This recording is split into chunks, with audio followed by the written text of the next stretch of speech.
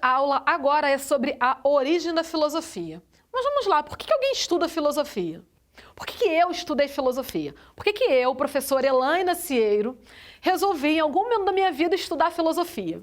Bom, eu estudei filosofia porque lá no ensino médio eu tive aula de filosofia e era a aula que eu mais gostava.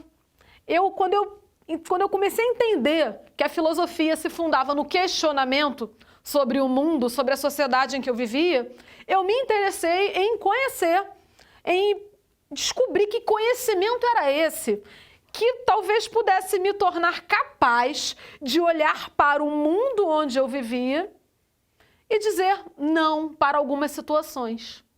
Então, eu estudei filosofia porque eu sempre quis questionar as regras, o mundo, por que as coisas eram de um jeito e não de outro, por que eu tinha que me submeter a determinados tipos de autoridade, por que as pessoas tinham medo de falar sobre política? Pois é, eu tenho 42 anos, né? Eu peguei o finalzinho ali de um período turbulento na história do Brasil, então eu quis estudar filosofia porque eu queria entender que o mundo era esse construído que eu talvez não pudesse questionar.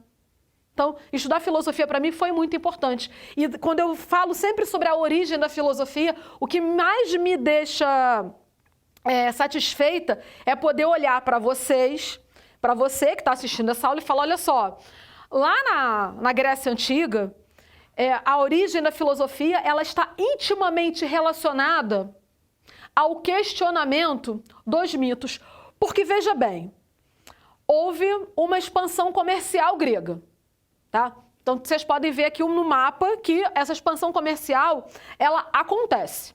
Quando a expansão comercial acontece, os gregos eles começam a ter contatos com outros povos, com outras culturas, entendendo cultura como algo produzido pela sociedade. A cultura, ela muda conforme o tempo e conforme o local, por isso possui caráter histórico e social. Então, se eu entendo que o mito é uma construção cultural, se eu entendo que o mito não faz parte da natureza, então, se ele é construído, ele pode ser questionado e desconstruído. Então, a filosofia nasce fundamentalmente do questionamento.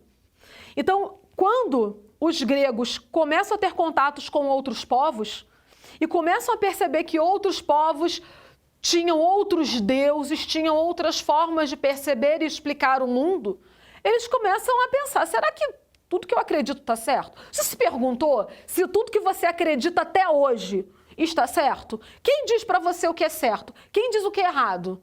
Você já pensou sobre isso? Olha como isso é interessante, porque quando a gente vai falar sobre o mito pode ser compreendido como aquilo que a razão não consegue explicar, e aí criamos uma explicação mítica, como uma alegoria, por exemplo, para explicar algo que a razão não consegue explicar. Racionalmente fica muito difícil fazer com que o outro entenda, mas o mito pode ser entendido também como uma construção social.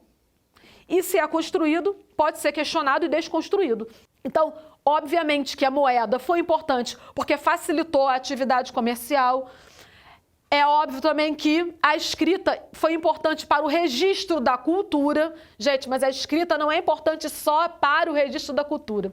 A escrita é muito importante para o registro das leis. Porque outra coisa interessante também é que a Grécia sai de um modelo político aristocrático, onde poucos exerciam o poder e definiam como as coisas deveriam ser, sem leis registradas por escrito, ou seja, sem normas jurídicas, e os gregos, quando eles saem desse período da aristocracia para a democracia, eles começam a perceber que é possível registrar as leis por escrito. Vamos lá. Qual é a importância do registro de uma lei por escrito? A impessoalidade dessa aula, o mais importante para vocês é a questão da impessoalidade das leis, porque está intimamente relacionado esse assunto à nossa vivência. Porque quando você olha no noticiário a seguinte informação, imagine que, hipoteticamente, policiais em confronto com criminosos terminem numa ação desastrosa com o óbito de várias pessoas inocentes, incluindo crianças. E você começa a ver nos noticiários esse tipo de informação com frequência. Aí você pensa assim, poxa, mas por que aquelas pessoas estão no meio daquela confusão? Só tem esse meio de combater o crime? Por que se morre tanta gente? Por que isso continua?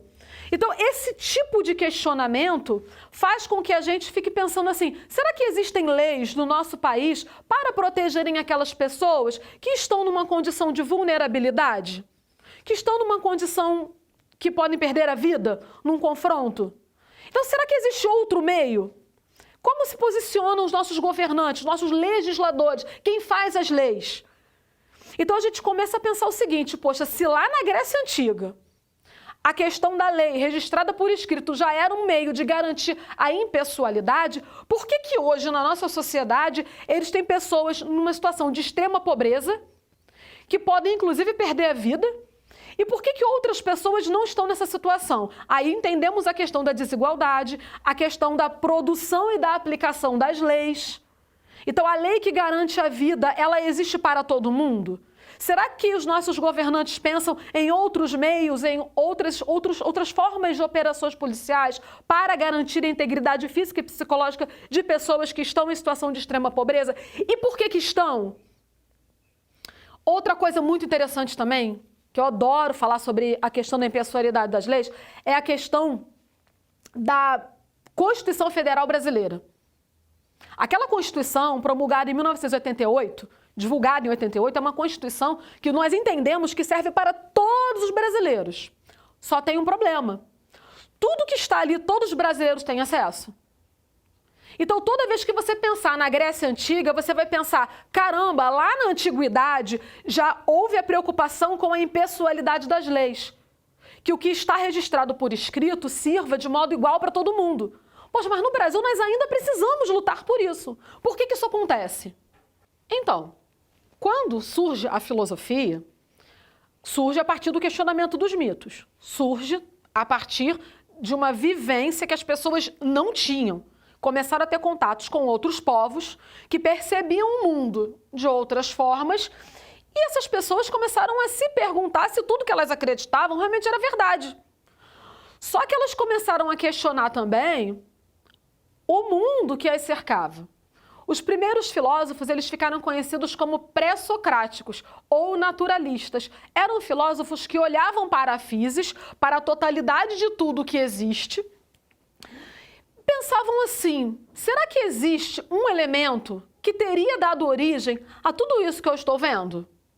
Será que isso é possível?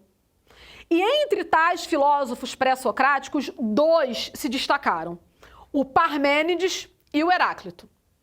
Ele é o filósofo que escreveu sobre a questão do banho no rio. Vocês já devem ter escutado essa frase. Ninguém toma banho 2 vezes no mesmo rio porque você já mudou no segundo banho e as águas também.